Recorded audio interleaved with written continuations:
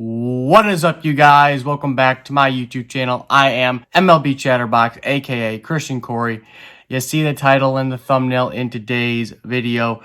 A lot of stuff to talk about here today. Obviously, got some bad news coming out of the Mets. Jacob deGrom is hurt again. This is not good for the Mets. I mean, they say it's not what the other injury was, what he was on the IL previously for, but it's pretty darn close and not good news for the Mets. And we got to talk about some other stuff regarding the Dodgers, the struggling Dodgers, and Shane Greene back with the Braves. So, without further ado, let's get into it. All right, first, let's talk about the big story of the day. Jacob deGrom, yes, he left Sunday's game before the sixth inning began, before his half of the sixth inning began, the bottom of the sixth, with what the Mets described as a quote-unquote right side tightness. Okay? This injury occurred just 6 days after deGrom skipped a start due to inflammation in his right lat, which is a major muscle on the right side of the body. After the game, the Mets sent deGrom to get an MRI, which was in Manhattan. So it wasn't, in New York. It wasn't, at Citi Field. It wasn't in their facilities. They sent him to an outside hospital, I would assume, to get the MRI. So no really word on what his status is regarding the results of the MRI, and the outcome is to be determined. So according to manager Rojas, quote, "We are debating, and it wasn't worth taking the risk." That was when he had the discussion with Jacob deGrom before the sixth inning began. During his warm-up tosses, he sent the trainer out, "Trainer!" And then, and they came out, and Rojas and the trainer and the Mets, deGrom and everybody talked it over, did not want to run the risk, which I understand.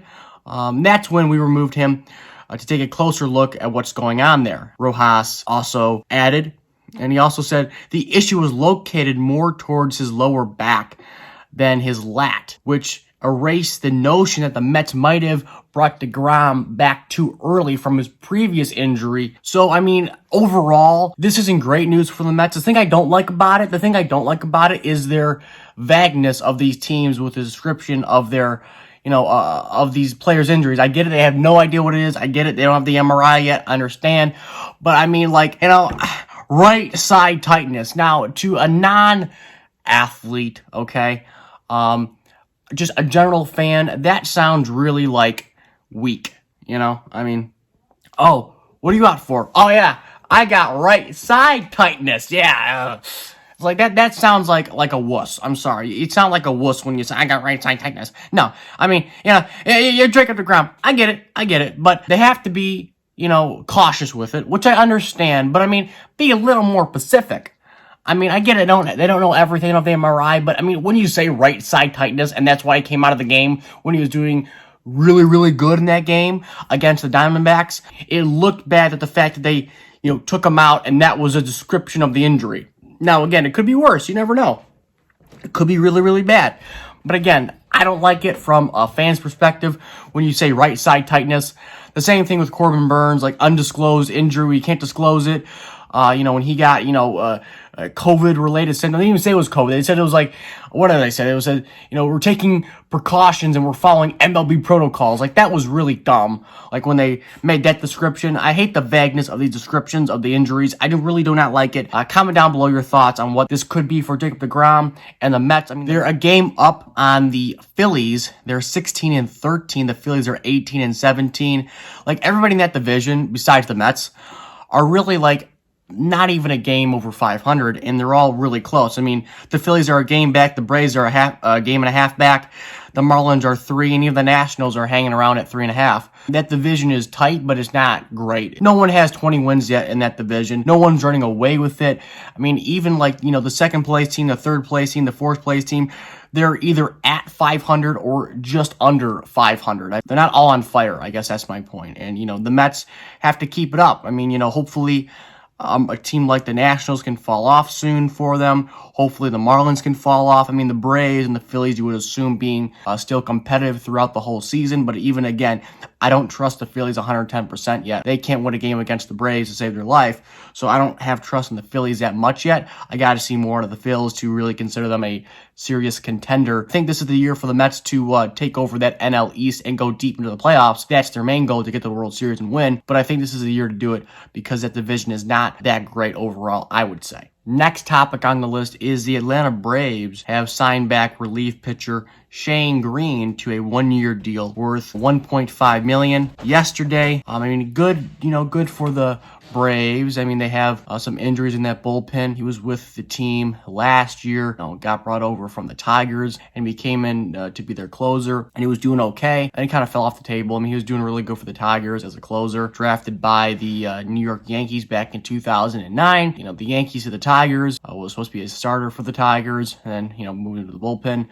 Looked to be a pretty good closer, and then he kind of struggled once he got shipped off to Atlanta with the Braves, and I was kind of wondering, where he was overall. I mean, I thought that he was at their alternate site. I thought maybe they, signed him to a minor league deal or a major league deal. They put him down to the alternate training site. He was down there. That's what I thought, but I did not realize that he was a free agent. I mean, good job for the Braves. They need a guy in that bullpen. Their bullpen hasn't been great this season. Chris Martin's on the 10-day IL. AJ Minter.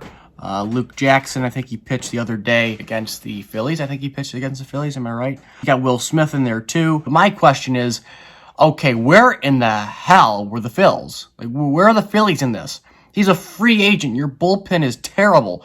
I mean, yes, you have Archie Bradley, who's been hurt, I think, and hasn't been relevant to help out that Philadelphia Phillies bullpen. But where has Dave Dombrowski been in all this? Like, where's their GM? Why aren't they going after a guy like Shane Greene to get him on a one-year, $1.5 million deal? I don't understand. I really don't get it. I mean, why didn't you sign a guy like this? I mean, you have one of the worst bullpen ERAs in the National League. You are 10th in the worst bullpen ERA out of the 15 teams in the senior circuit. You have a 4.28 ERA. And I mean, when you look at the standings, the Phillies are in second place, but they won't be for long with that bullpen. I mean, every time the Phillies have a lead, the bullpen blows. I mean, just in the Atlanta series, they give up a home run to Pablo Sandoval.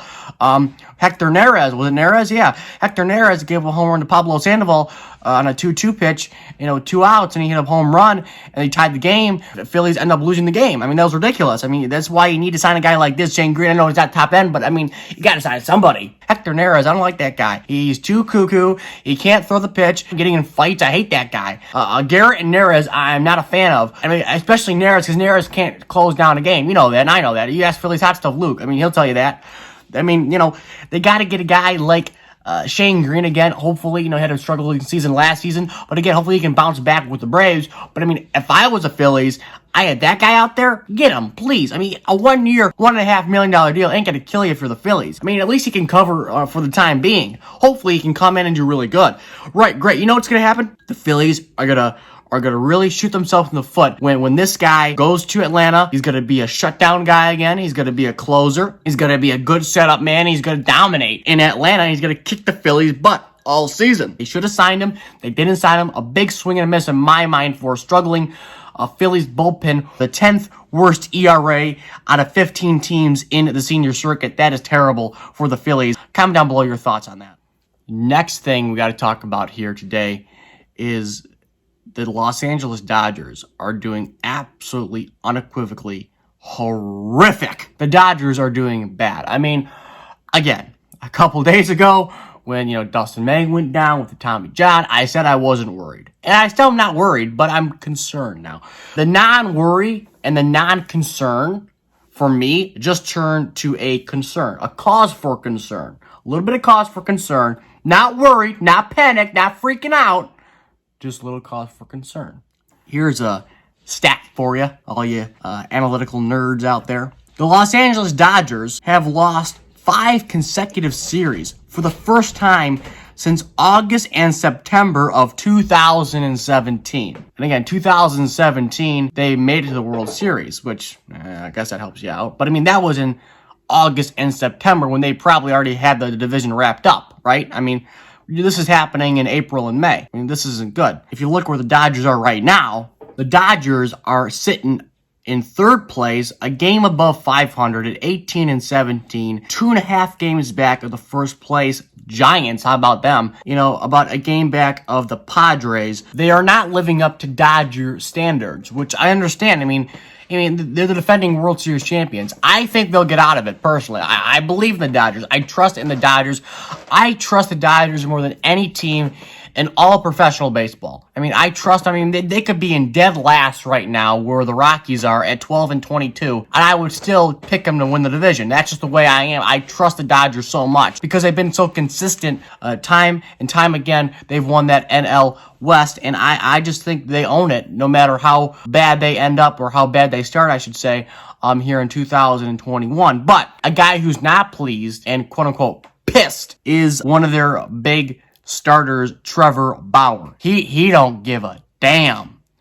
He's not speaking for himself. He's speaking for every Dodger fan right now. For every single Dodger fan in Southern California and elsewhere, he is speaking, for them. He is their representative in that clubhouse. He is the man of the fan. Here's what Trevor Bauer had to say on the recent Dodgers struggles. He says, quote, "I don't necessarily want to speak for the team, but I'm pissed personally. I don't like losing. I came here to win. That's why I'm here, and we aren't playing up to our capabilities right now, so I'm mad." I mean, thank you. Someone had to say it. Hallelujah. Hallelujah. Someone had to say it. And Trevor Bauer's the guy. He don't give a damn. This guy's saying, we suck ass. Basically, what is that? I mean, he could sound off. I mean, if he's done it against Manfred, he should do it on his own team, and I'm glad he doesn't have this, ego, like, oh, we're the Dodgers, and, we're gonna, we're the big bad, beasts of the West, and we're gonna go and we're gonna win the division, no problem, and we got the best team ever. Yeah, we won the World Series last year. Again, he wasn't a part of the World Series team.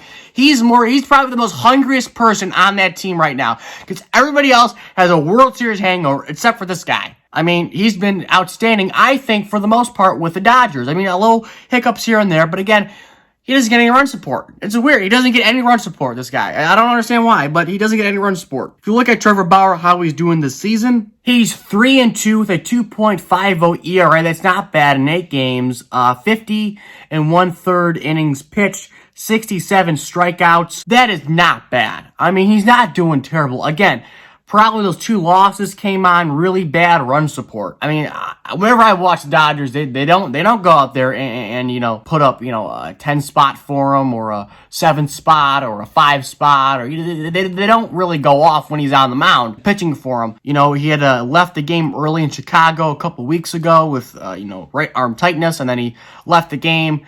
Yesterday early, he was ticked off, I saw, in Anaheim. Dave Roberts has been probably making some interesting pitching choices with this guy, wanting to save him for the postseason. But again, he's a bulldog on the mound. He's the best competitor I ever seen via watching his YouTube channel. I mean, I love it. But this guy tells it like it is. He's a man of the fan, the man of the people for Los Angeles, California. I love this guy. Second place is like last place for the Dodgers. I mean, remember, am I right? Yes. They've won one game or maximum out of the last 5 series they played, both on the road and at home. I mean, they got swept by the Cubs, but every other series, they only won one game. One game. That's terrible. That's absolutely terrible by Dodger standards. And they're lucky they're hanging around. You know what? If I'm a Dodgers fan, I am worried, because if they suck this year and don't make it to the playoffs, let's say they don't make it somehow, some way. They don't make it. Trevor Bauer's going to walk. He's going to go. He wants to win. I don't think he cares about the money that much. He's going to walk. He will walk. You watch. Comment down below your thoughts on the Trevor Bauer comments and whether you think, he will walk or not if the Dodgers, in fact, miss the playoffs somehow, some way here in 2021, a year after their World Series championship season. All right, guys, that's all I got for today's video. Like, comment, and subscribe. Tell your friends about these videos, share these videos, and as always, guys, I will. Catch you later.